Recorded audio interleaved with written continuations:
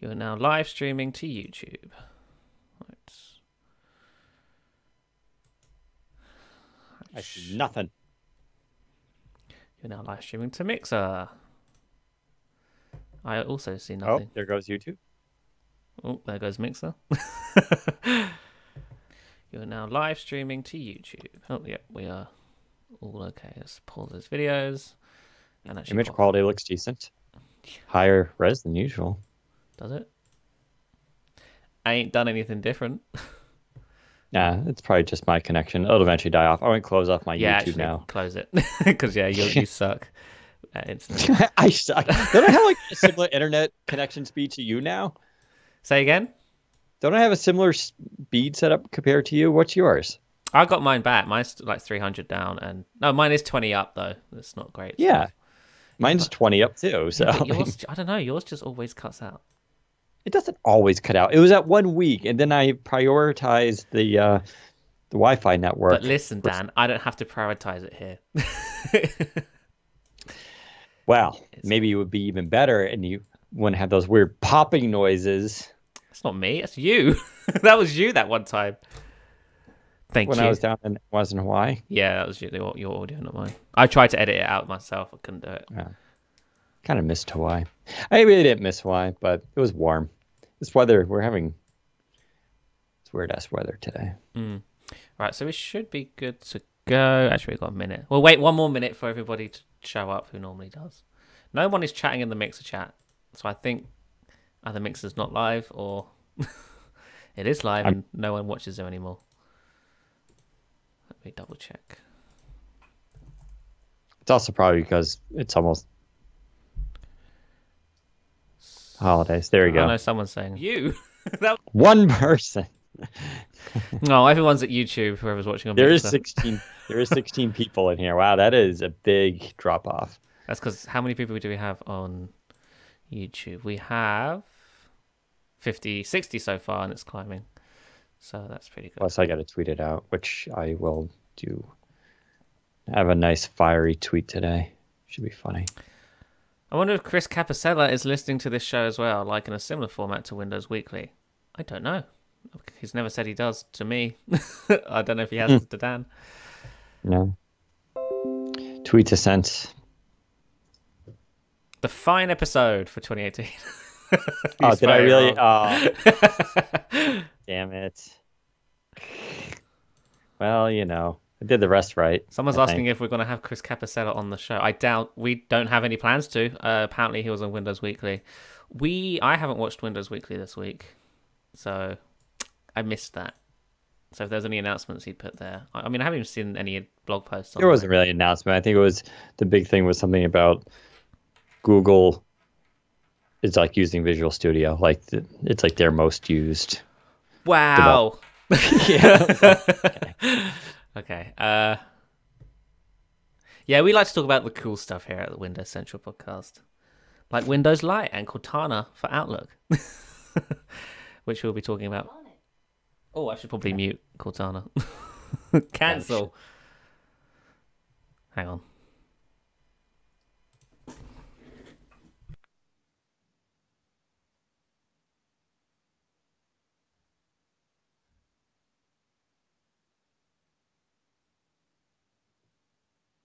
All right, I am ready to go when you are. Yeah, I am now recording. I am now recording. All right, 3, 2, 1. Welcome to the Windows Central Podcast, episode 117 for December 21st, 2018. Hey everyone, Daniel Rubino here, joined with Zach Bowden for the Windows Central Podcast, where we're going to discuss all things Microsoft, Surface, Xbox, and whatever other cool stuff is happening in tech. This is our final episode for 2018, as we, like you, will be going on a little holiday break and trying to spend time with our friends, family, and for me, laptops. I have an odd life. But anyway, this week we'll be talking about the final build for Windows 10 Fast Ring, which came out this week, which again is still focusing on apparently UI and user experience quite a bit and is pretty good. Zach will give us a update on that and what to expect. Cortana, or should I say it? Oh, it just went off of my computer. Microsoft's virtual assistant is coming to Outlook in iOS. Actually, technically, it's already there, but there's a new feature that's coming, and I'll describe that. It's an exclusive scoop that we got, and I don't think Microsoft was happy about it. But hey, for those of you who wonder, whenever we do these scoops, does Microsoft like when we do that? No. The answer is no. We'll also talk about Panos Panay, the head of Microsoft's Surface division there, talking and basically confirming what we already know, that no, the Surface team and their hardware division is intertwined basically forever, or as for the near future at least, with Microsoft. And we should continue to expect more Surface products going forward, including mentions of kitchens and wearables, which I don't think is, we've talked a lot about that here. So we'll go into a little bit about that. And finally, we'll talk about my review this week of the Kensington Surface Pro Dock, which is going down as my favorite accessory and device thing this year. Not laptop, obviously related, but in terms of just cool stuff and kind of game-changing things. It's super expensive, but I kind of don't care because it's so good. It's not for everyone, but we'll go into a cool discussion about that and what it means. Zach, how are you doing on this, the final episode for 2018? I'm good. I finally received my Windows ugly sweater that's been making the rounds on the internet. It's How come you're not wearing it today? Because it's hot. It's hot in here. And trust me, it's the warmest sweater I've ever worn in my life. It does. It keeps heat in as it's supposed to. And it's really nice. I've seen lots and lots of people. You and Jenny, I always forget her last name, but she's a big MVP with Microsoft. She too got the sweater. You both said it's the warmest sweater. It's a warm sweater, no doubt. But like, you guys don't live apparently in cold places because like unless you go to like Eastern Mountain Sports and stuff like that, you can get some serious sweaters that will really keep you warm. But it's a good quality sweater. I mean, yeah, I don't wear. We call them jumpers here in the UK, by the way. I don't really wear a jumper often. I wear a hoodie, and I feel the cold quite a bit. So that is it's an upgrade from a hoodie, also known as, what do you call hoodies in the US? Jacket, I guess. I don't know. But yeah. Yeah, we call a hoodie is anything with a hood, like a hooded sweatshirt. Like a hoodie with a zip is what I usually wear when I go out. But yeah, it's a nice jumper, and lots of people have got them. They should sell them. I don't know why they don't sell them. I think they'd make a mint on them. It's the same reason why we don't sell Windows Central shirts, which is the dumbest thing ever. I've been trying to fight for that for years and still trying to fight for that. But it does have to do with, unless like the profit margin on selling these is not very high because you always go through a third-party company who handles the logistics and making it, all that kind of stuff, and you just get a tiny cut of it, and you have to order a certain amount. I think there's just like a lot involved with it. I don't know all the reasons for it, but I agree. I think it turned out to be, a pretty big hit, right? I think, and I don't know the whole story behind it. It seems like Donna Sakar was behind it because she was the one pushing it. I think it's also a marketing thing because lots of influencers got them and all tweeted under the same hashtag and stuff. I think it was her idea. She started it and then it went out to the marketing influencers and all that kind of stuff. But it's turned out to be like it caught on fire. It seems like on Twitter, and people were really, and they're going to do it again next year. Apparently, they're already fielding ideas for new designs. It's fun, whatever. There's one thing I do like about Microsoft, this new Microsoft for the last couple of years we've had when they're not canceling our favorite products, is that they do tend to have a lot of fun with it, and this sort of like, and that's how I am with tech, right? I keep stressing to people, this stuff's important. It's also not the most important thing in your life, and that's a good way to, I think, wrap up this year. It's like, stop being so team orientated on this stuff, like Mac sucks and Apple this or Google, it's just like, it's all tech, right? It's cool. Just take a moment, appreciate that 20 years ago, the stuff you're doing and the things we're doing with all this stuff was impossible to think of. And now we're like moaning about the craziest things, like, how come they don't have 4K displays on my phone yet? And they kind of technically do, but how come we don't have this and that? It's just like, it's funny how the bar moves, and that's fine. I mean, that is how tech progresses anyway. We do need people to criticize and complain. At the same time, I think it's important to step back and just being like, just appreciate how far we've come. I'm still blown away. I have laptops now that weigh like 2.2 pounds, and it can get like ridiculous amount of battery life and still have I don't know, touchscreens and inking. It's just like we're moving to some crazy times with tech. And I'll say it again that we're moving to times with software and machine learning is going to become a bigger thing. Yeah, it's good times. So sweaters. I just noticed in the tweet you put out for this live show, you put the Facebook link with GTFO. Yes. Apparently we don't post to Facebook. That's funny. Okay, shall we move on to new build? It's build time. It's the last build of the year, I believe. I don't think Microsoft has said this will be the last build of 2018, and it's a doozy. It's quite big. Inside, lots of noticeable new changes and features. First of which, a new simplified start layout. Now, this doesn't sound as crazy as it's not as crazy as it sounds. Microsoft is simply reorganizing how the tiles are placed by default in the start menu. Many people have complained that by default, when you set up a new PC for the first time, it's all over the place. It takes up lots of room, and it kind of just throws a bunch of third-party apps at you. But they're cleaning it up now, so there'll be a new category called Product, and that will have Office, a folder with Office web apps in it, Mail, Edge, Photos, and To Do. Or I say To Do, it will be one of those downloaded ones, and in the screenshot it's got To Do there. Then we've got the Explore one, which is a separate category, which also has 6 in it. It has Microsoft Store, and then all the rest, I believe, are downloaded ones from the store. And then it has a folder which will have more downloaded ones in it as well. So totally it redone. It's much cleaner now. It's no longer also 2 columns. It's 1 column in length, so it takes up less space, just like the Windows 7 start menu design.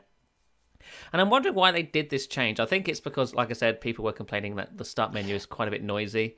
Yeah, so to me, this is sort of significant in the sense that it goes back to what maybe it's just me. I'm seeing this shift this year, and I like to think it's with Joe Belfiore's new leadership and coming into this new focus on giving kind of people what they've been asking for and focusing on user experience. If you look at the start menu, it's been complained about that one, there's a lot of, third-party Candy Crush stuff, which is still technically there. That hasn't changed too much. But with this change, they've streamlined it. It's a little bit cleaner looking, a little bit more compact, a little bit nicer.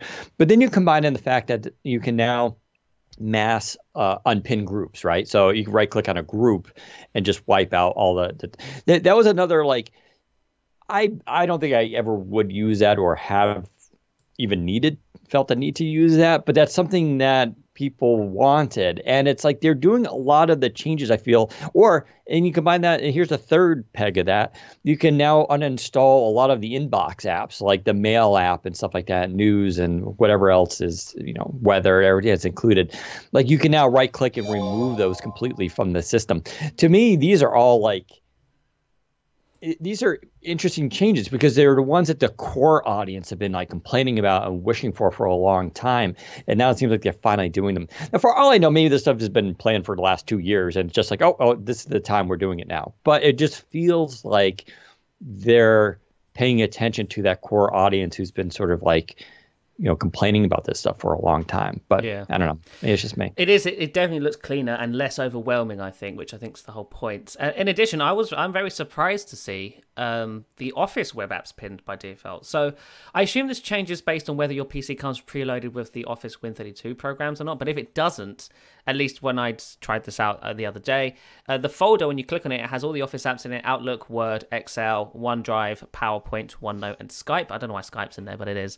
If you click on the Outlook, Word, Excel, or PowerPoint ones, they take you to Edge, which then launches the web version of those apps, which is very interesting. The OneNote, OneDrive, and Skype apps are the pre-installed ones. And like I said, if your PC comes with Win32 Office pre-installed as well, I assume that will actually launch the local ones instead of the web ones. It would make sense to do so.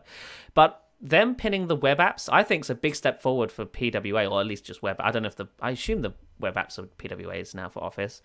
But the whole Edge thing as well, with Edge moving to Chromium, I'm assuming we're going to see a lot more of this happen in Windows over time. More of the apps will become web apps. The new Office Hub app, which is also new in this build, they've redone the Office web app, the Office Hub app, which is also a web app, and it just gives you quick access to your recent documents and ability to launch the online versions of the apps or the local versions if you have them installed as well. So yeah, web apps everywhere for Office. Perhaps the future of Office is the web. It wouldn't surprise me. I mean, why develop different versions of your app across platforms, or you could just develop one and have it run on all of them. We'll see where that goes. I think this all ties into Windows Lite as well, especially for Office, because everyone was like, oh, well, what if Windows Lite doesn't run Win32? How will it have Office? And I'm assuming this is how it will have Office using the web apps, which will continue to improve. And I assume they will gain offline support at some point, and they will just act like normal apps eventually. Yeah, I mean, this is Google's territory, right? This is the whole idea behind their Chromebook, how their Google Chrome apps run, or at least for their, I don't know what they call them, their pseudo Office apps that they have, which I don't use, and painfully, they're not nearly as good as full Office, but then again, a lot of people do rely on them, use them, swear by them. And so, yeah, they got to go down that path, I think, and make this happen. Other new changes in this build, a new feature called Windows Sandbox. Now, this has been rumored for some time. I think Mary Jo Foley had the scoop on it a couple of months back. At the time, it was called In Private Desktop. Has been renamed to Windows Sandbox officially. And what this does is sort of run an emulated virtual version of Windows on top of Windows when you want to run a program you're not so sure about. It may have malware in it or something. What you can do now is you can enable Windows Sandbox, and in the start menu there will be a Windows Sandbox option. You click on it and it will essentially launch a VM of another version of Windows, a clean version of Windows 10 that you can then drag the exe you want to install into it, and then it will install that program and you can test it out in that VM, all in a confined, secure place. If it has a virus in it, don't worry, it won't affect your main system. It's all locked in that VM. And then when you close out of Windows Sandbox, that VM deletes itself and everything that was happening in it is no longer apparent on your system. This is a cool feature. So you're telling me I can run Windows within Windows? You can run Windows within Windows. Now, this is kind of like, for those who remember in the Windows 7 days, there was a mode called Windows XP mode, which would allow you to run Windows XP programs on top of Windows 7. And now that was a little bit more advanced. I say advanced, it may have not advanced, but a little bit more seamless in that they made it so the Windows XP window was sort of cut out of the VM, so it actually sat on the Windows 7 desktop. This doesn't do that. It actually boots into the Windows 10 desktop in the VM, so you can actually see the second start menu and whatever else. But I'm assuming this is heading towards that, and this may very well be what powers Win32 programs on Windows Core OS, because we've talked about before how Microsoft is planning to emulate those since Windows Core OS won't have native support for it. One solution to that is running them in a VM. It runs in a layer for the user, so when you click on the Win32 program, instead of it all getting all gross and into the nice modern Core OS, it just runs in a specific layer, and that layer is contained, and that's what it is. And then when you close out of that program, that layer turns itself off and it's no longer affecting battery life and stuff. This will be pretty cool. It's very clever.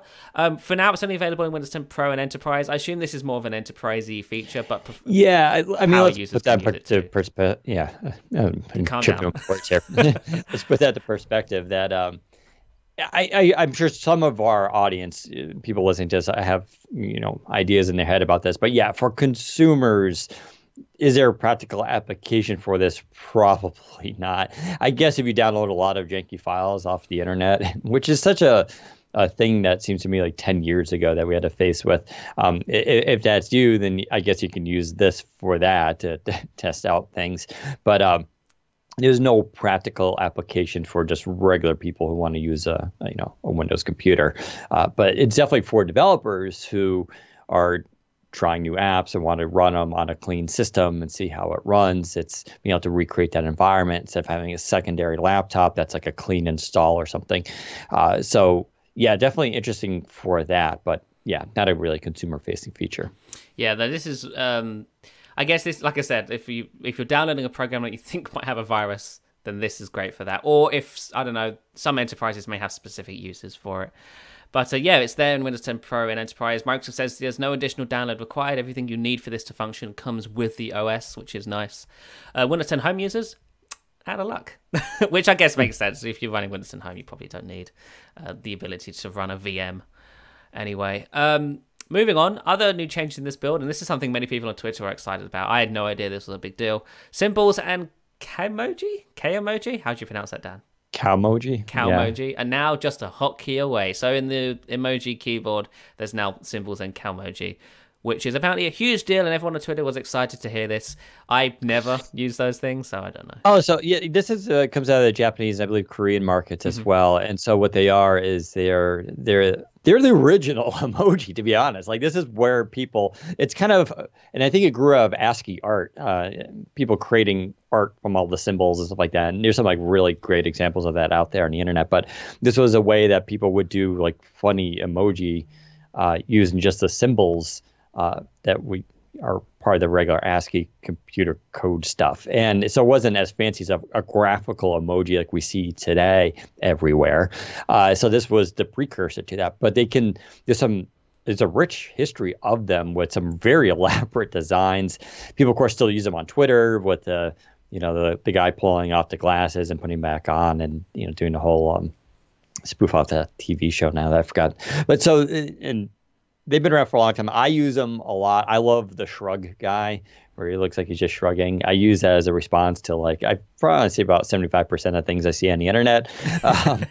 And so it's just cool now to have that built in. We should give a shout out to Jen Gentleman, who apparently is the one that picked the one that go into that. And she did a great job. And I don't know if she pushed that feature, but it was a brilliant feature. I think it's, again, this is something your grandma or your dad may not be familiar with, but hip, cool people on the internet and who use computers love this kind of thing. And it's just nice. It's nice to have that kind of, you need your office, you need your adult, stuff I'm doing. But these little fun things that they can do in the OS, I think goes a long way to getting people to do what Nadella said a long time ago. They want you to love Windows, right? I think this is one of those things that gets people to love Windows, being able to do that. That emoji picker is still, I think, we talked about that when it first came out. I was like, I don't care of all the things in the build, that's the most important,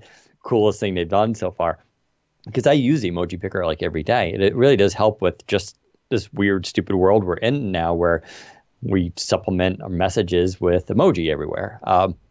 And it was great that they got in on that. It bugs me sometimes when, you don't have that in other systems.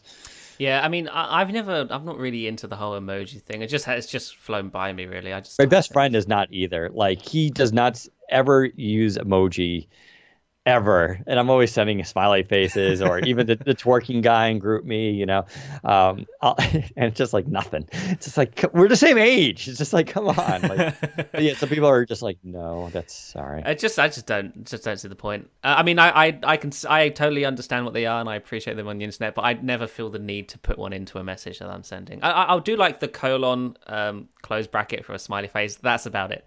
I won't go any further than that. Or the tongue one, which is funny as well. But this is funny. I think this is hilarious because everyone right now is always saying, "Oh, Windows is very enterprisey focused." This is not an enterprise feature. Oh yeah, that's what we said too. Like when this came out a year ago too, the original one. Yeah, I just think it's hilarious how people are like, "Oh, Windows is so boring now." Like, does Mac OS have this? I don't think so. Does iPad OS have this? I don't think so. Exactly, and that's the bigger point. And I still don't get why this isn't clicking with people. It's not enterprise. They're not building features out for enterprise. Like they don't regard the world they're building. Microsoft is aiming for and sees as the future, and everything they're doing is for. And they've said this, and there's documents on it, and they're right too. Is that the new modern worker is not the guy who wears the tie, commutes every morning, has a ThinkPad 480. But then goes home to his iPad and phone and has these lives that are completely demarcated and separated.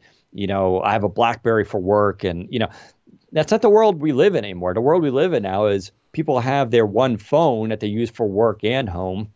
They want one device or maybe two devices that they can use for both work and home. I mean, if you have an iPad, you may want a VPN to work or something like that.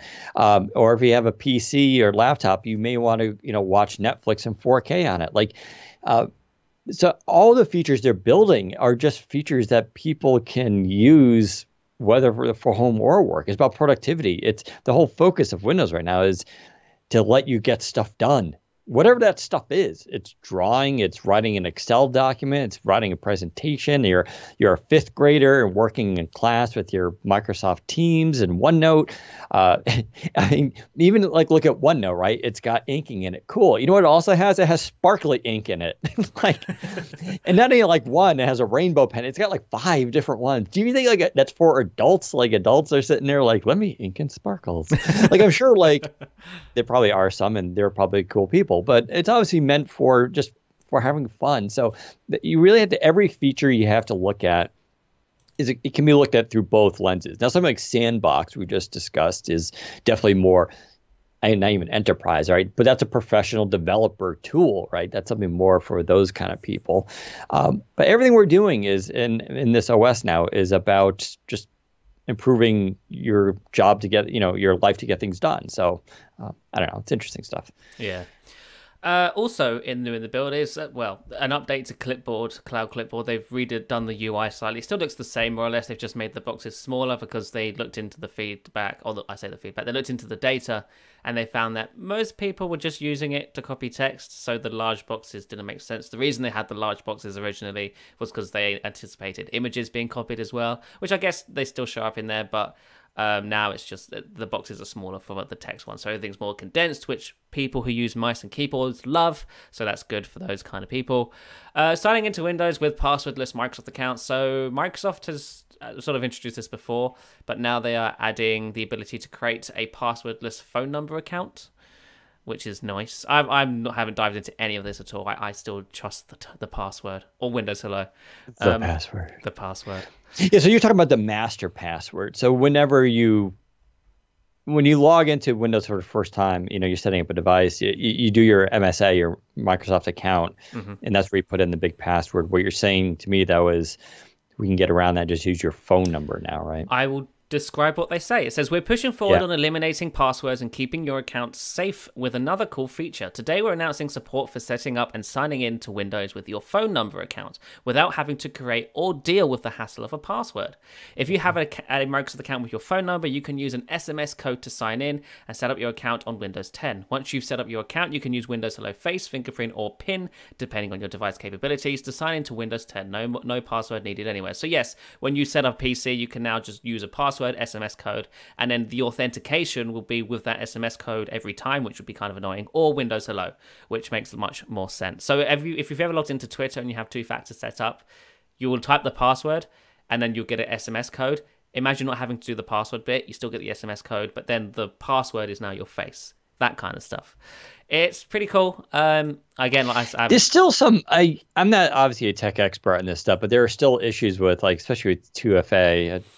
For the problem with the phone stuff is the people clone SIMs, and so there's like it's rare. It's a tough hack. They have to get hold of your SIM, right, to do that. I don't know like the full details of it, but there are people who are like they had their phone numbers cloned, and then the people that breaks the 2FA, right? So it's like it's definitely the future. I think is a combo with the phone as well as bio authentication. I think that's because you need the SMS to create the account, but then to log in you need your bio or a PIN. So you can have a physical to log in. Sorry, you cut out a bit there. Oh yeah, no, I was just gonna say a physical key. Yeah, actually, it just looked like Mixer froze. Yeah, you're fine now though. Okay, yeah, or you can use the physical. Yeah, the YubiKey stuff I actually wrote a guide on before. I gotta get a new one. They have some. The problem with the YubiKey stuff is like where do you carry it?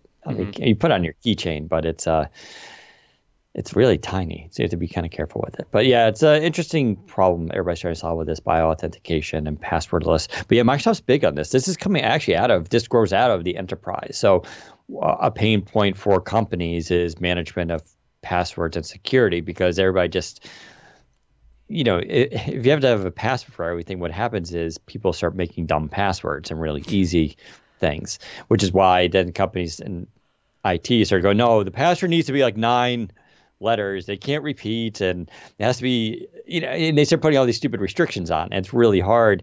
And then it gets complicated and people forget their passwords, and then they got to bother the IT person.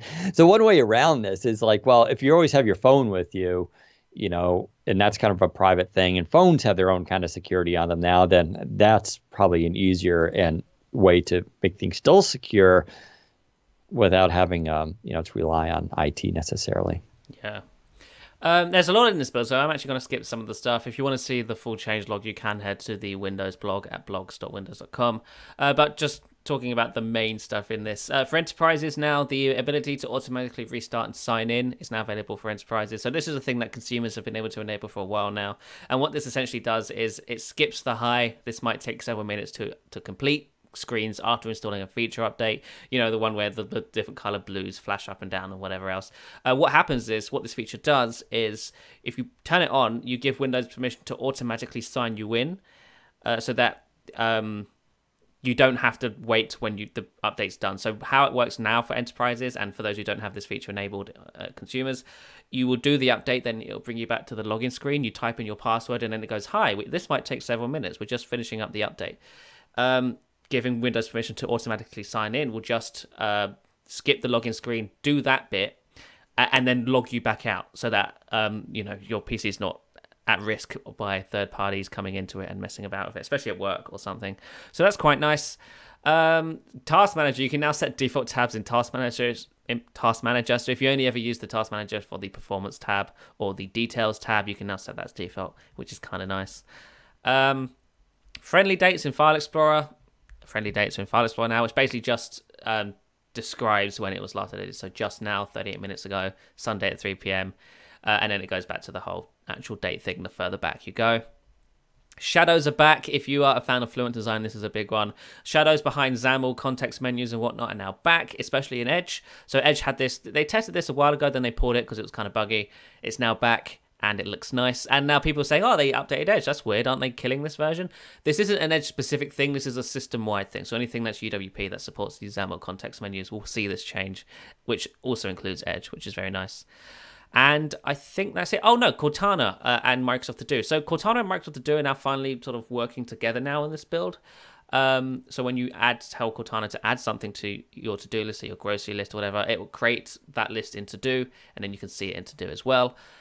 I rarely use Cortana for to-do lists. I always just use the app because it's easier, I think. But hey, it's there now if you're somebody who has been using Cortana's to-do lists. They are now being synced over to To-Do and works like that, which is very nice indeed.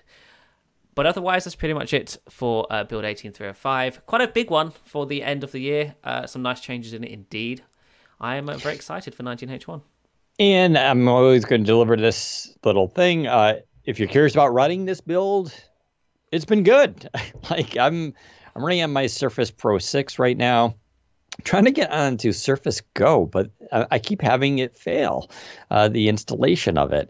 They actually say this in the known issues. When attempting to update to build 18305, some S-mode devices will download it and restart, but fail the update. We are working on a fix in a future flight.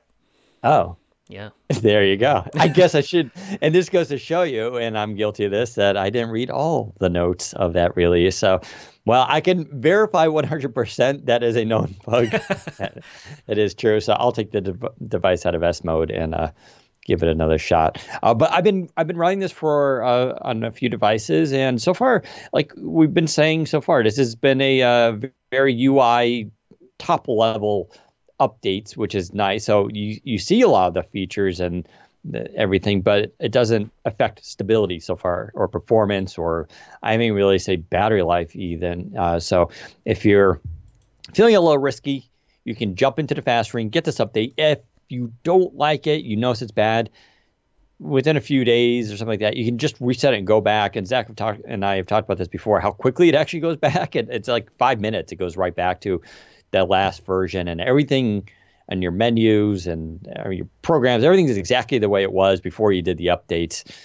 So it's really kind of painless. Of course, it's always a risk that doesn't work either. But yeah, if you hear this stuff and it sounds interesting to you, it seems like this has been the most stable fast rings I've seen for a release from Microsoft in quite a few years. So it's been actually kind of a nice breath of change. Plus, every time I see these these release notes. I'm like, oh, I kind of want that. Like, that sounds really awesome. So go check that out. Of course, we're expecting this update to be completed in the spring. So we still have a few more months with the holidays, everything like that. CES, it's going to get a little crazy. But we still have a few more months of development. But yeah, I guess probably March is probably when we see it finalized, right? By March. Yeah, it's usually March, and then rollout would be in April. April. Yeah. And hopefully we won't get it in June. Like this. Yeah. Anyway, let's move on. Cortana coming to Outlook and iOS. So this is actually to put a little more teeth on that. What they're introducing is a new feature that allows and I would say Microsoft's Assistant. Well, you know what I'm talking about. Allows that assistant to read your emails to you. And that sounds kind of dumb to some people, but let me explain.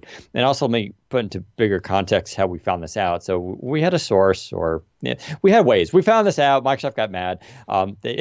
They're blocking our source now. So, which it was unfair. I'm hyping their thing. Like, I know they weren't ready to reveal it, and I'm spoiling the show, but I'm excited, and it's a cool feature. So what this is when you connect your phone through Bluetooth up to a speaker or headphones, or even Surface headphones, or your car Bluetooth, not necessarily connected Android Auto. This is just standard Bluetooth. I still have it, unfortunately, in my car.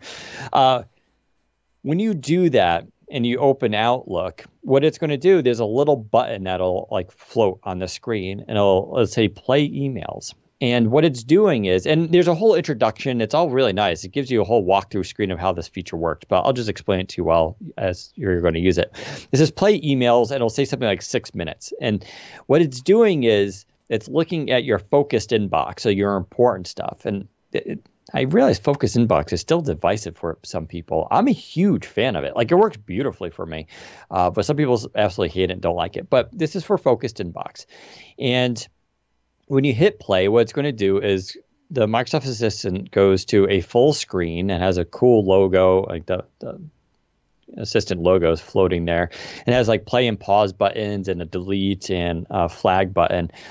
And it goes through and it reads your emails to you. And I want to be very clear, this isn't just text to speech. They're using some sophisticated sort of machine learning that's actually looking at the email, but figuring out the relative, like the important content. So my favorite example is because I've been doing this for a long time. Like, I remember back in the Trio days, like there've always been attempts to integrate text-to-speech engines into email so that you can do this. You can have it read your emails. The problem is a lot of emails have weird formatting. So it'll be like, if you have a shipping notice, and it'll be like UPS : or and then it'll give like this like long number, right? It's like 15 digits long.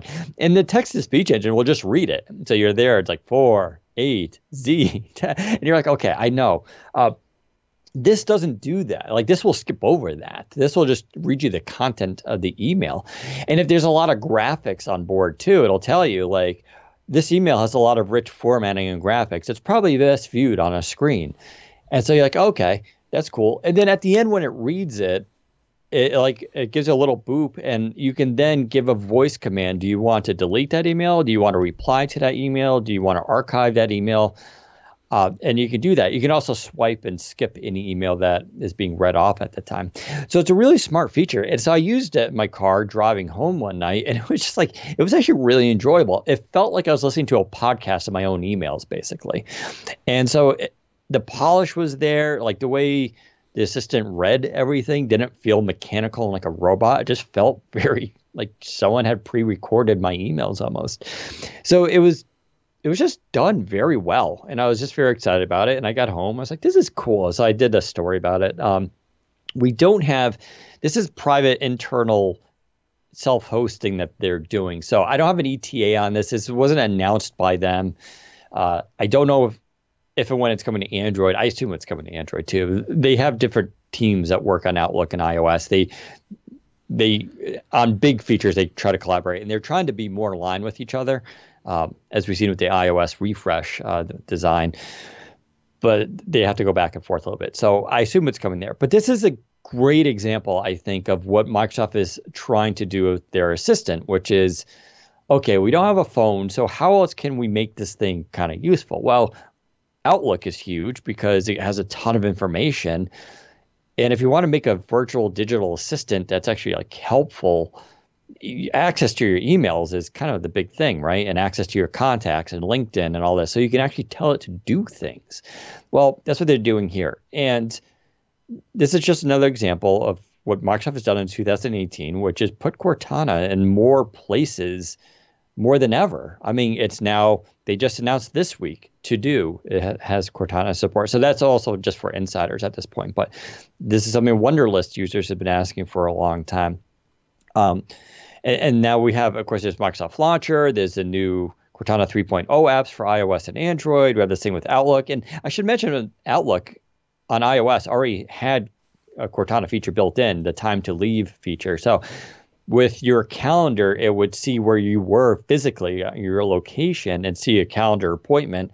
And it was able to give you a reminder it's time to leave, just like it would do on Windows Phone. So that's actually just on iOS right now. But so they're building out these features, and I think it's smart. Instead of making this like, yeah, there's still the app, right? You can launch, and there's your assistant. But putting all these endpoints and different apps and everything like that, it allows the assistant to get more information and be more useful, because then that same information could carry over to the cloud and go to your other devices.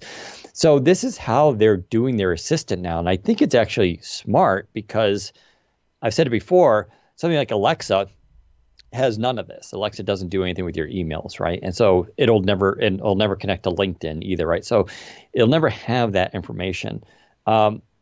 And Google is, well, they do it, right, with Gmail. And Gmail is pretty powerful. They have that new text prediction thing, which is actually pretty clever. And they're doing machine learning and stuff there as well. But that's Gmail, right? At least with the Outlook app, it actually kind of works with any email you connect up to it. So you can actually put your Gmail in there and it'll still work versus this. So I think what Microsoft's doing here with its assistant is actually really smart. I really like it. To me, it feels way more useful, because these more data points you get, the more ways it does things, it just becomes more useful. If I can tell, the assistant, hey, add this to my grocery list, and it adds it to do, well, then I can go to my Android phone, my PC, a Surface, whatever I want, and I can get that same list everywhere. That's really useful. So I don't know. I'm excited about this. Sorry, Outlook team, I spoiled. If you give me back access to stuff, I swear I won't. I won't do it anymore. I was generally excited. Like it was, but you got it. They did it really well. It's gonna be a cool feature. So it's also good for people with headphones, by the way. And I should point out, not everybody drives, but if you threw in headphones and you're commuting to work and you're sitting on the subway, this is a cool feature. You just have it read off your emails. You can kind of go through and act on it through voice commands.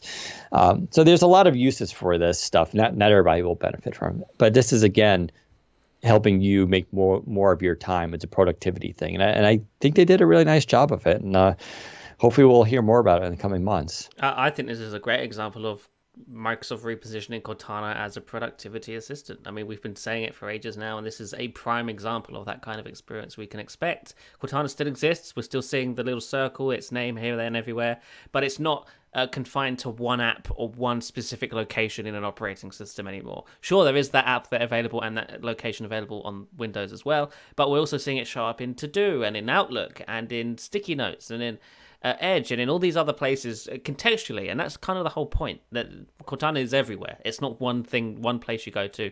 Google Assistant is always one thing you go to on your phone or on Google Chrome OS.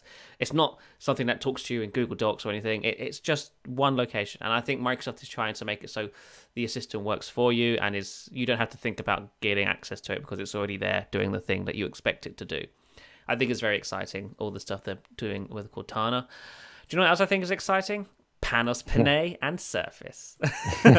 So this week, yeah. So this week, I had no idea he was doing an interview, but he did an interview with The Independent, and in it he talks a little bit about Surface and the future of Surface and whatever else.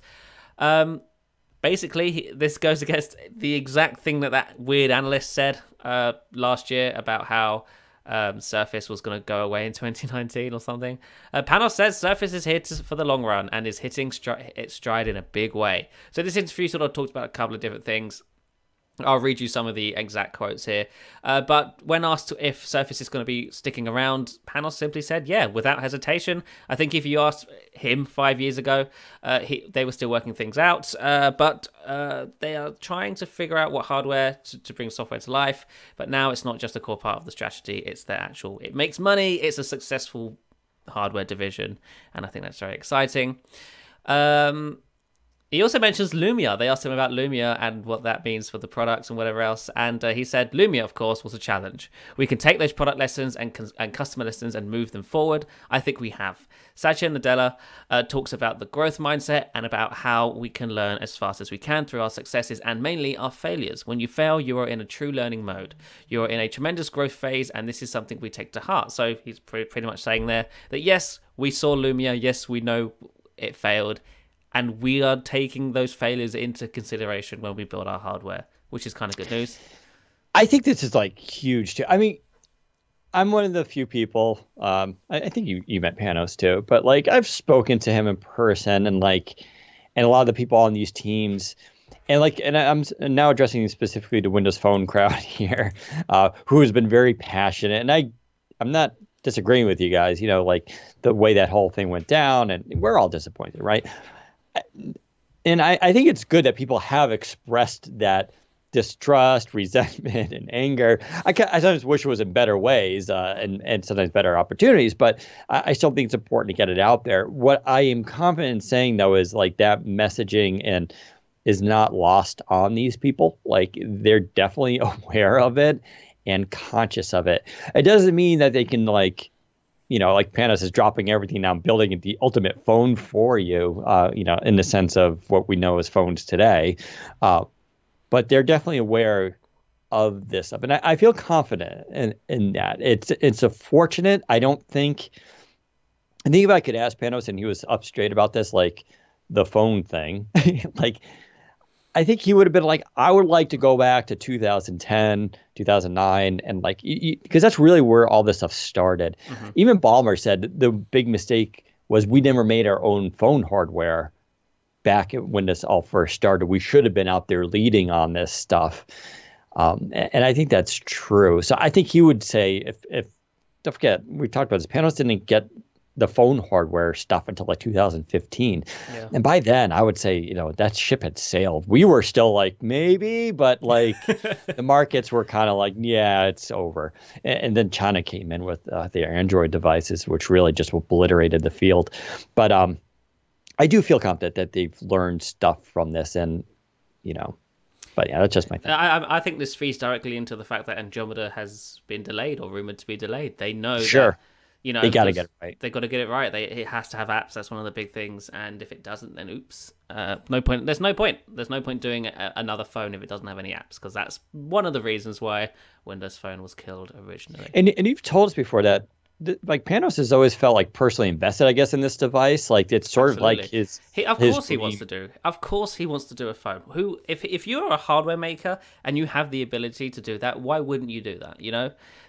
He has the ability to make an incredible personal mode, because mobile devices are the most personal devices we carry, aren't they? You can call a laptop personal, you call a desktop personal, sure, but the one you choose to carry with you that you rely on to save your life at a time where, say, you get stranded in a location you have no idea where you are, is a phone, and that's your most personal device. Of course, Panos wants to make a device like that for Speaking people. to that, actually, Dieter Bohn from The Verge this week reviewed the Surface Go LTE, and it was a very different style review from, like, say, mine, which was more of a technical, thing. But his was more of a personal, and it's a good review. It's really an interesting take on it. I think we're both 100% agreement on the overall pros and cons of the device, but he did actually point out exactly what you're talking about, which is, and it's sort of this idea that I've been bringing up before, which is that the Surface Go has its flaws, but it's just so damn fun that it's hard to put down and use. And others have said this too, and Dieter Bohn said this as well, that it feels more personal as a device because you're sitting closer to it. It's smaller. You're always carrying it with you.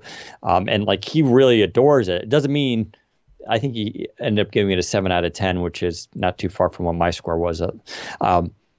But it was the same problems, the battery life and all this. And I'm sure they're hearing that, listening to this, and they're like, yeah, we can do better here on this stuff. But yeah, the reason the Go is so fun is it's a small little tiny device that you take with you all the time. You always want to have it, and that only applies more if it gets even smaller. Yeah.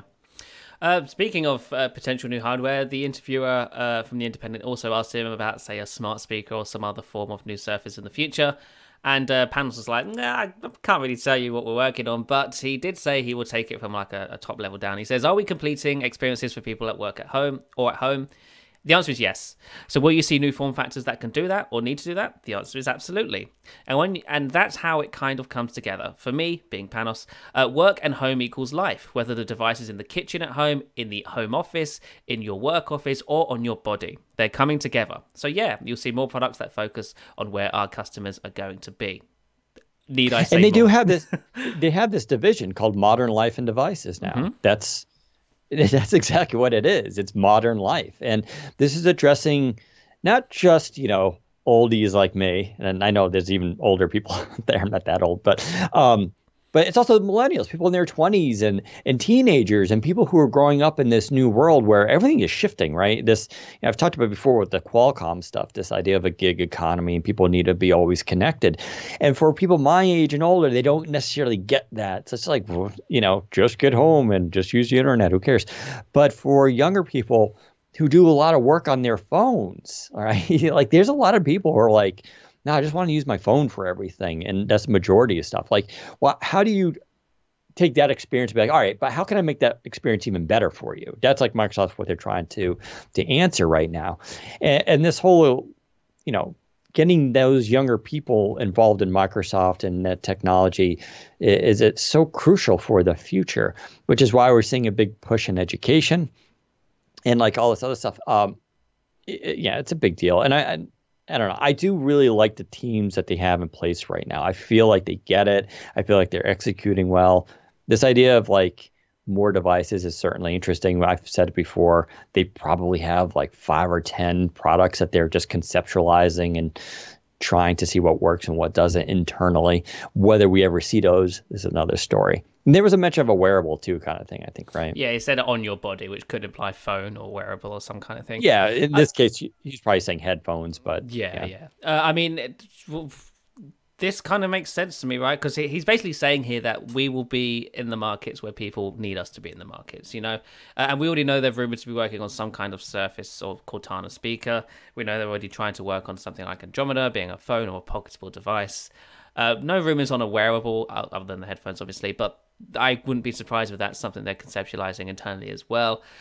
If there's market for it, if Microsoft can build these products and they sell well, then there's a market for it. Microsoft will invest in those markets. It has to do the research, though, on new markets where it isn't in yet. Obviously, it can't do phones without an ecosystem. That's already done. But smartwatches, I think there's still time. If Microsoft wants to be in the smartwatch business, they can still do that because although the Apple Watch is pretty good, I mean, it's the only real thing out there. Fitbit's a close second, but I think there's room for another competitor that can do its thing there because, like I said, there's no real ecosystem for watches yet. Not many of the main apps you expect to have an app on the watch. Yeah, I think Spotify only just got one, right? Yeah, and I'm still, I've talked about before. I'm using the Charge 3 now, which is a step down from the Versa in terms of smart OS, right? Or smartwatch. I still feel like no one has figured this stuff out, or at least not completely. The Apple Watch, I think, is good. I think it does its thing, but this idea of wearables, I think, has a ton of potential, but I don't think no one's figured it out completely yet. Yeah. I still like the idea of a wearable machine learning AI assistant with a screen. That to me is awesome. Like, obviously, I think it's still a little early for that because we said before AI and everything, whether it's Siri or Google, is still like in its infancy stages. It's getting better, but a couple of years from now, that could be a really cool idea. Mm-hmm. Finally, they asked Panos about how it feels being the most valuable company. And he simply said, I'll be honest with you, it feels good, but it's also quite humbling. We believe we're making a difference. We have a team and a company that is inspired, and we're not slowing down. I feel like as a company, we're just hitting our stride in a big way. We'll keep pushing. Pretty hopeful for closing out 2018, I think. Surface is here to stay. That analyst who said it's going away in 2019 was an idiot. Yeah. and has no idea what he's talking about. So there you go. Yeah, and it's I'm we talked about this endlessly before, just that their effect on the PC industry, I think, has been huge and just beneficial. I now recommend HP devices, which I'll still keep saying it's like a weird thing, but HP now is just like, I still feel like they're now. For a few years, they were creating devices that were approaching the Surface quality level. Now with this, Spectre Folio, which we did finally shoot the video review for this week, so it should be out either tonight or next week. The Spectre Folio is like, oh, now they're going beyond, sort of like even what the Surface team is doing by really kind of like, running with the idea of like, let's create something that's really cool looking, but also super functional and actually solves problems. And that's super exciting because, and now you're seeing Apple do it, right? And the iPad, what's the iPad Pro? The iPad Pro is 100% a reaction to Surface Pro, right? Mm-hmm. It's just a poorer version of it. But you're starting to see this transformation in the industry of computing. And I don't know, they have just good people that are creating good stuff there. Like, I've said it, and I'll keep saying the Surface laptop too. It's like you can point to like, yeah, it doesn't have Type-C or Thunderbolt 3, and it doesn't even have LTE. And like these things bother me, but it's still just one of the best laptops out in the market because they just really create amazing stuff. They can always do better though too. So I'd want to do that. Do you know this is amazing? The Kensington Surface Pro Dock that you reviewed this week. Yeah. So this has been, I think, one of the most anticipated accessories, which we haven't had many of those for Surface Pro. This was announced a couple months ago, and it caught everybody's attention because it's like, oh, that's different. And now it's finally coming out. It's, by the way, we did get, the dates have been shifting a little bit. It's now slated for January 2019. So if you're really interested in buying this, you can buy from B&H and Amazon and other places. But yeah, look for January 2019. It's kind of a shame they missed the shopping holiday season. I'm sure someone's not happy about that. But so they sent me a review unit for this thing, and I absolutely love this. Now, let's get the big problem of it out of the way. It's $400, and I'm not going to say that's cheap. I'm not going to say it is expensive. Is it overpriced? Probably. I feel like, I don't know the components that go into this. I'm sure they're making some profit on there. But if you think about it, I think they have to pay a licensing cost to Microsoft because it is Surface Pro certified, basically. It has a little label on it. They did work with Microsoft. It does use a Surface Connect port, which is proprietary. In fact, it actually ships with the exact same charger as Surface Dock. Like, it's a Microsoft branded charger. It's hilarious. So I think all that adds to the cost. The components involved in it are pretty expensive too. I mean, as far as a dock, it's 4 USB Type A's. It's a USB Type-C data only, HDMI 2.0 port, which is really nice, and a display port 1.4, I believe. Plus, you get a gigabit Ethernet, headphone jack, and not surprisingly, a Kensington security slot. So it actually does a little bit more than the standard Surface dock. But what makes this thing is not just the ports, right? I mean, we can do that way cheaper, but it's the whole hinge system. So this thing, when you mount the Surface Pro into it, now looks like a mini Surface Studio. And it's uncanny. Like they match the color precisely with the Surface Platinum. So when I use my Surface keyboard and Surface mouse, it's just like, oh, it all matches. And the chrome hinges look exactly like Studios. Now, the hinges are good. They're nowhere near as nice as the Surface Studios, which until you try a Surface Studio in person, you'll never understand what I'm talking about. But what they call the zero gravity hinge is just really a marvel of engineering. These are just kind of normal hinges, right? They go up and down, they tilt and all that kind of stuff, but it's still cool.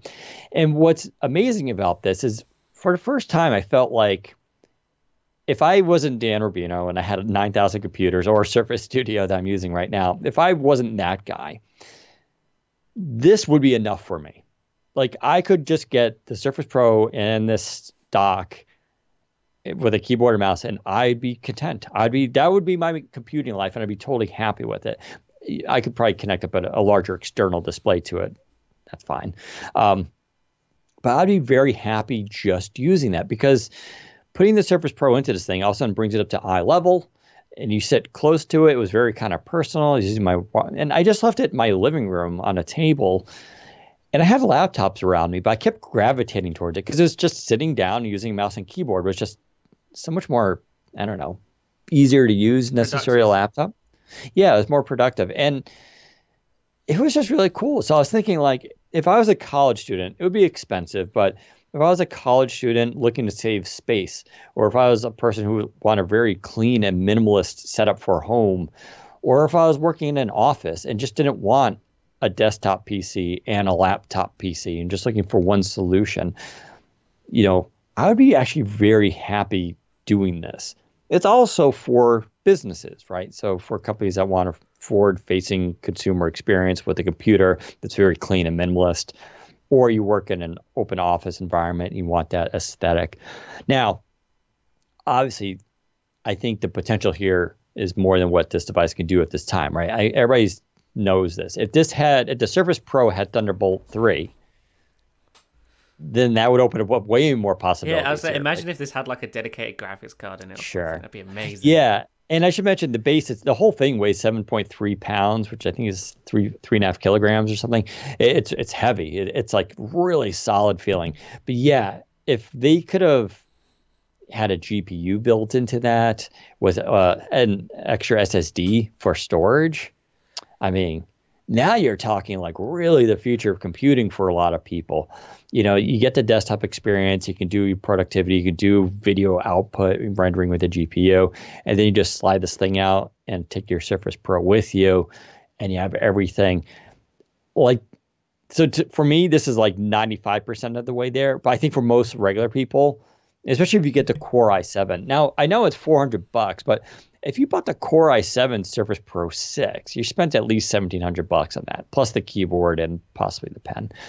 And if you bought the one with the 1 TB, you're spending $2,100. So if you're spending that much money already, to me, spending $400 to basically double the usage of this thing isn't that crazy. If you're looking to buy the Surface Pro 5, the Core M3 model that's on sale right now for like $500 or $600, obviously buying a $400 dock, it would still be cool. It'll still work really well. But yeah, now you're like, okay, I'm not really saving a ton of money. So it really depends on the audience here. I'm just really excited to have seen this out and used it. I think they did a really interesting job with it. Nice. And I'm also shocked, by the way, that Microsoft didn't make it. Like, how did Microsoft miss this opportunity? Like, maybe they've got a much bigger plan of doing like a Surface Pro / Book hybrid sort of thing, yeah. Which then maybe they could do it at that point. Well, it makes the Surface Dock look sloppy because the Surface Dock is just a block.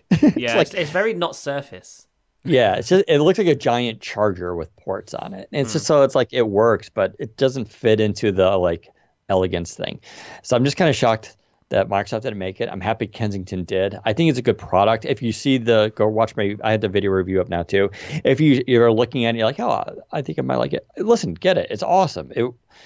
I'm kind of, I don't want to say I'm upset. I have a Surface Studio 2 in front of me, but if this wasn't here, I'm actually going to probably mount it next to my Surface Studio, just use it as a secondary display. Because what's really cool about it too, if you think about it, you can lower this thing down and use it for inking, but then you can also have a secondary display as your main computer. So you can just have this thing permanently in front of you next to a keyboard where you always like ink and draw on it, and then have your regular, windows in front of you for mousing and everything else. Like, that's not something we've been able to do so far as computing goes. And that opens up sort of like new opportunities for people. So,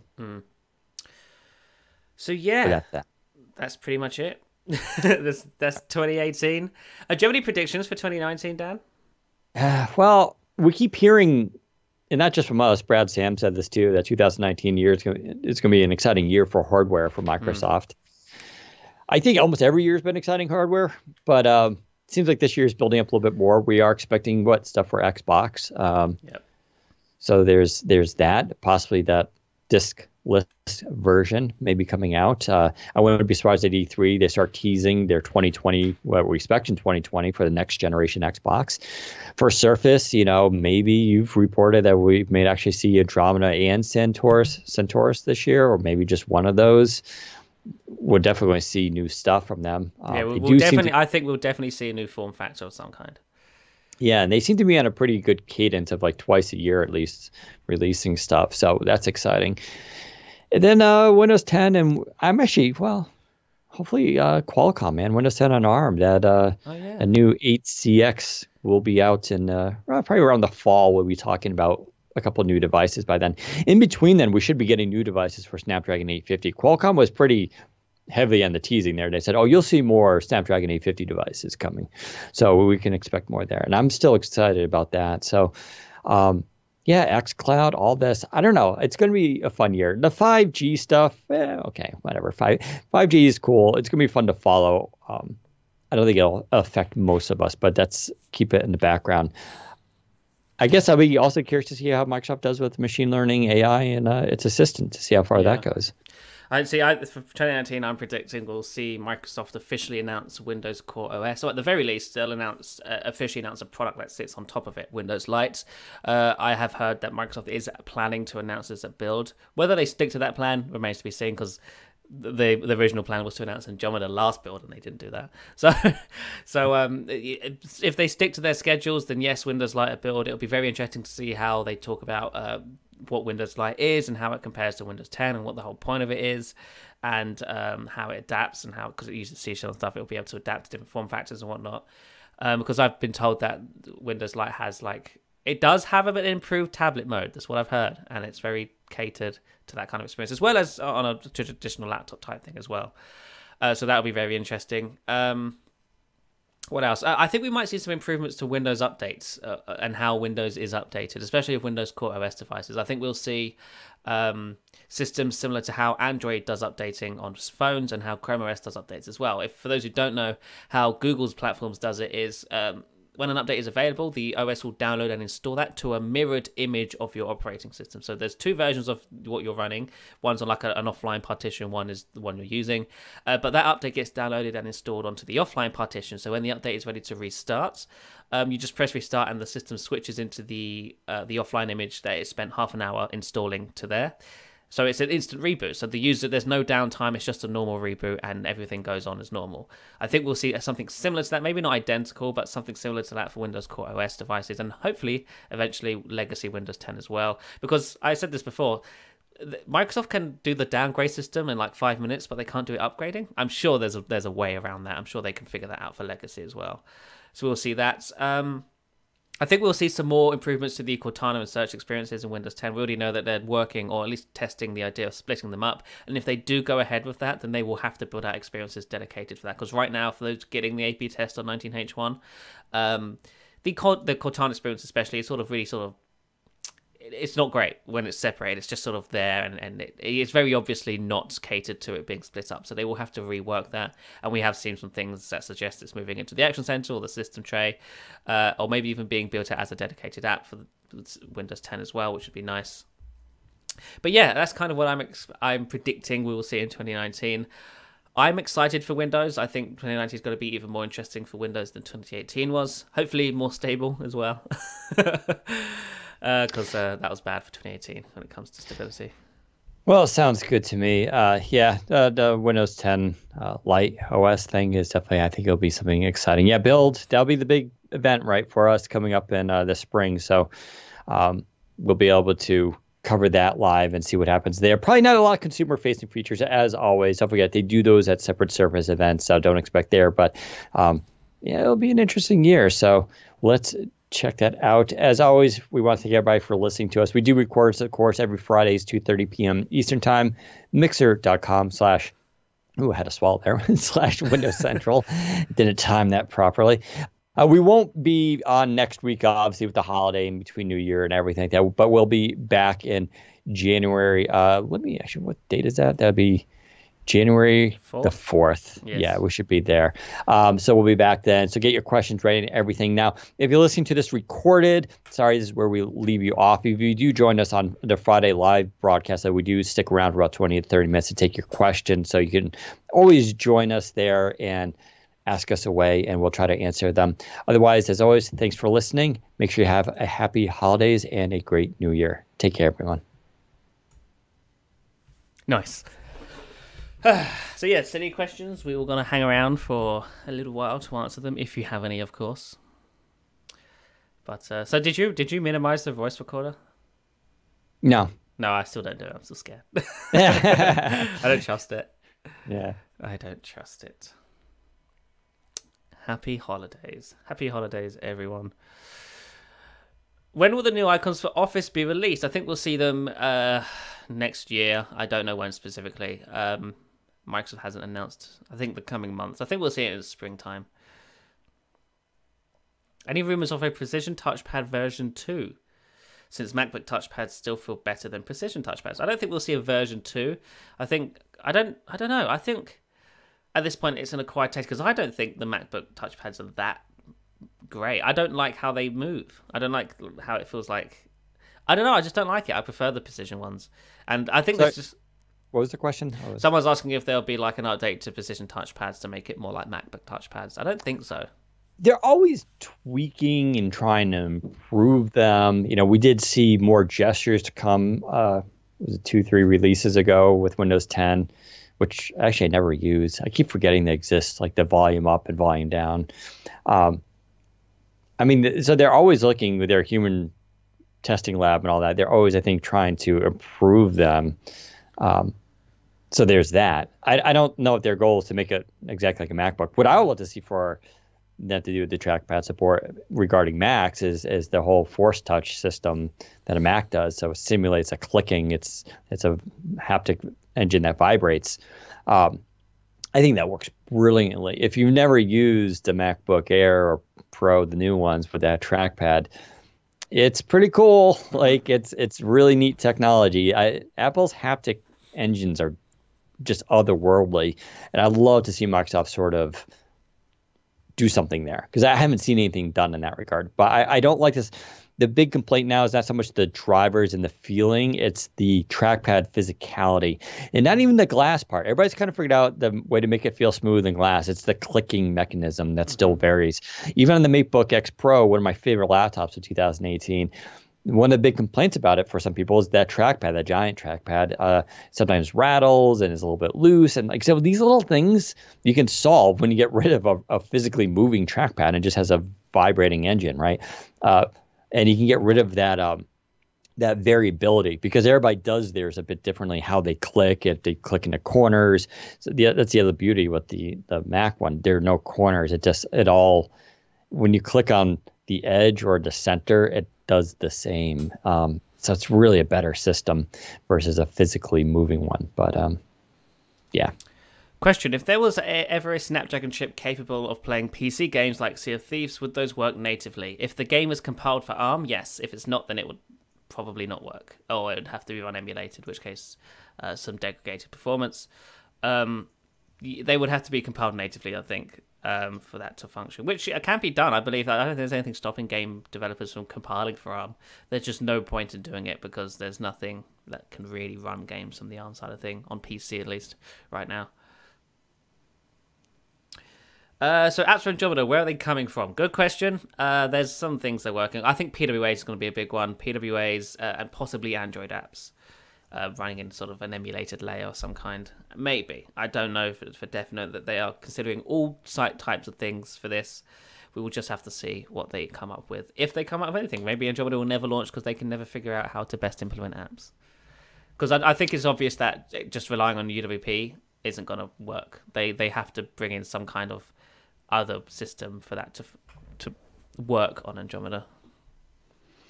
How do you like using the Ring alarm? Yeah, that's kind of like, if I had more time, I'd love to really write up something on it. I really, really like it. Now, I still have to get the monitoring set up. Unfortunately, where I live, I actually do have to register with the police and get some places require you to actually get a certificate thing.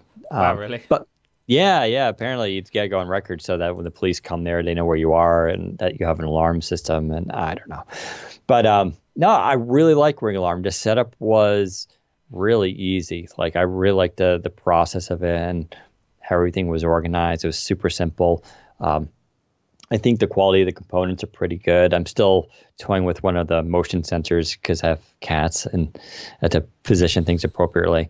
But no, it works well. I really like the Ring system. I think it's a good deal too if you have other Ring stuff like the doorbell. And if you're looking to get like a camera in the backyard, like I do, once you start getting into that ecosystem, what's nice, I think it's just $10 a month. Like just gives you everything basically, the monitoring and the cameras and all that. And yeah, it works well. I really like it. I recommend it. I think it's been a really good system. It also works now a little bit more with Amazon's Alexa there. So you can actually, if you have Alexa, you can like tell it to arm your system. And you can even do it to disarm, but you have to give it like a passcode so no one can just walk in and be like disarm, because that'd be kind of that'd be kind of defeat the purpose. But yeah, it's cool. Actually, my favorite thing with the whole Ring system is because Amazon owns it now, is I can use, if you have the Echo Spot or Echo Show or the new ones, I can like tell it to show my front door and it just streams my doorbell through the little device. So I can actually get a live view of my bedroom with my front door. It's just cool. Having said that, it was just this week, Alexa and Amazon got in trouble because someone had requested their voice data from Amazon due to the GDPR, whatever that is.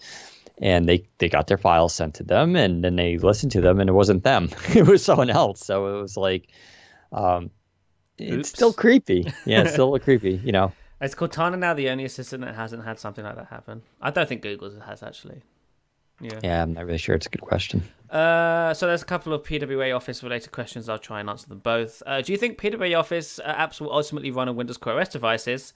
Will PWA Office be free if Microsoft goes this direction? For that second part, yes. I think there's no plans to make them a paid service. They're competing with Google Docs, which is free as well, so there will be no reason to do that. And I think for Windows Core OS devices, so there's going to be different ways of running different ways of running apps. You can obviously run the PWA ones, and I think that make the most sense for most people. But there will also be a way to run the Win32 ones as well via emulation or virtualization, either, like I said, in that Win32 layer or remotely. For devices like the Surface Hub and enterprises, that would make more sense doing it remotely. But for consumers, though, I believe there will be a way to run Win32 programs from the store in an emulated form on top of Windows Core OS. So the Win32 program sort of runs in an emulated layer, which can then, when you're not using that program, that layer shuts off, so it's not affecting battery life and other stuff. But yeah, I think for most people running Windows Lite, for example, I think the web apps will be more than fine. It's only for people who sort of are heavy Office users who would need to jump into the Office Win32 programs.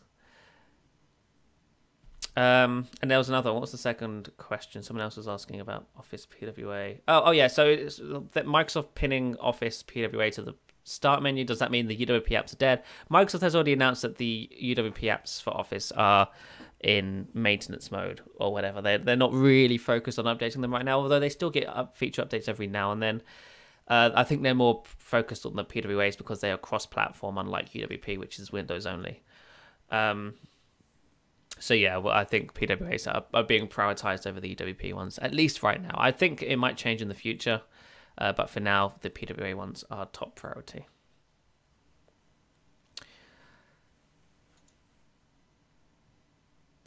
Any more questions? Is there a possibility of the version of Windows running on the Linux kernel? I don't think so. I don't think so. I think the core OS needs to be Windows for Microsoft to do most of the stuff it wants to do. But we already get Linux. Can we run Linux apps on Windows? We can run Linux subsystem. Yeah, I think that's enough for most people. Consumers, I wouldn't say. What would be the point in making Windows run on Linux? That's just what I'm trying to figure out. Microsoft already has a fully working, core OS. I don't know why moving to Linux would improve things in that regard. Will Microsoft Edge be rebranded with a different logo or name for Chromium integration? No, it will still be Edge. It will still look like the little E, but it will just look a little bit different. Edgium. Edgium. That's what Peter Bright called it last week. I thought that I was like, I kind of like that. Edgium. How do you think Microsoft will embrace open source in 2019? I have no idea. I don't really follow Microsoft's open source stuff. I should do, but I don't. I have no idea. I think they'll just keep open sourcing stuff that they have little use for. I'm kidding. That's not how they do that.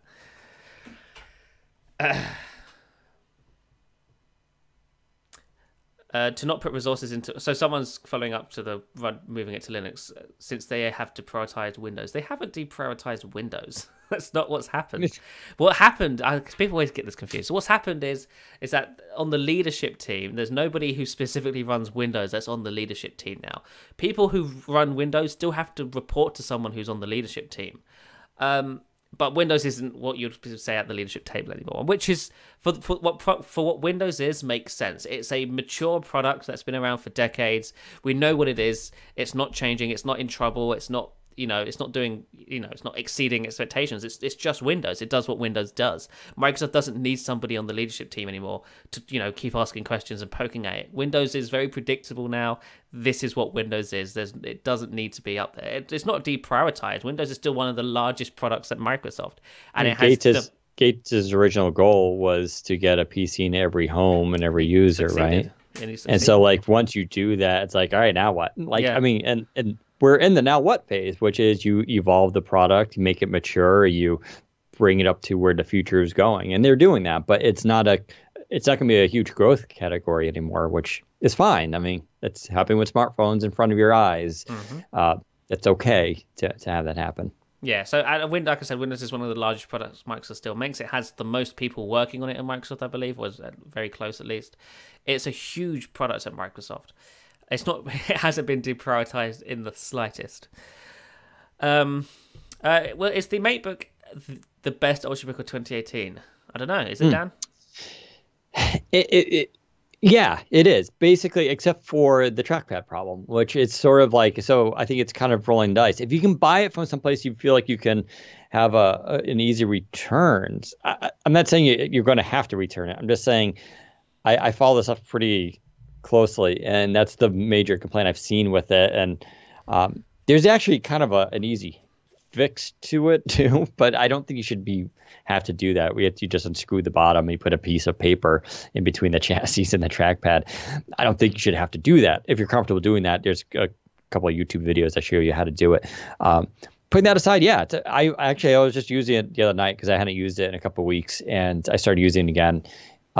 There's just two things. I wish the trackpad, for some people, I don't want people to have issues with it, and two, I wish the design, it looked less like a Mac when I got onto public.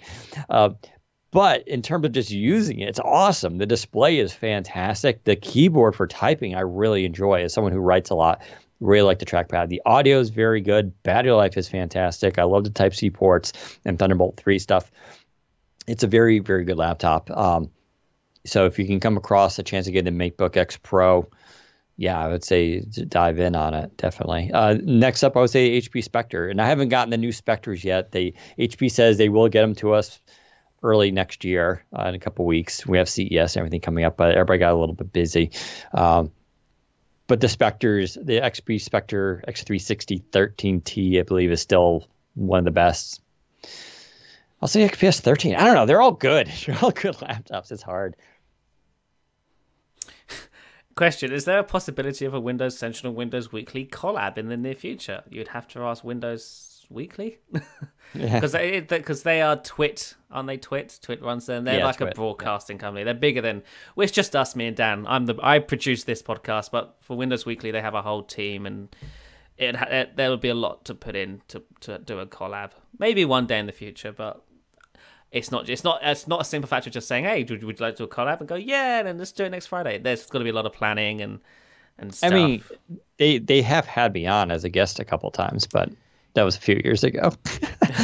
Twit, though, has had me on a few times too. So, yeah. There aren't many other Windows podcasts, really, are there? It's just Windows Us and Windows Weekly. I think there's I think one or two other ones. Richard Hay, I think, hosts one. It's more, I think, enterprise-y focused, too.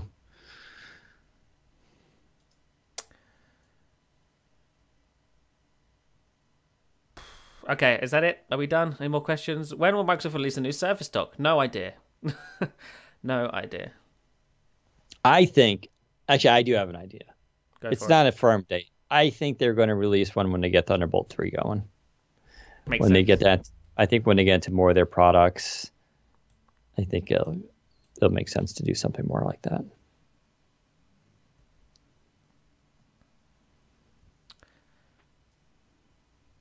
Is that it? Can I go eat? I gotta go do something. Yeah, I think we're done. Still have work. Yeah. Oh, it's my last day. I'm done. Yay! I printed this is the It's last my thing I'll last do. day too, but my day ain't over. Oh yeah, mine is. I'm so excited. So yes, thank you guys for tuning in to the Windows Central podcast this year. We will be back January 4th for another year of Windows Central podcast. It should be very exciting. But until then, follow us on Twitter because we'll keep you updated for when we're going live and whatnot. And if there's any news over the holidays, I'm sure we'll be tweeting about it and stuff. But yes, thank you guys once again. We shall see you in 2019. Bye. Bye.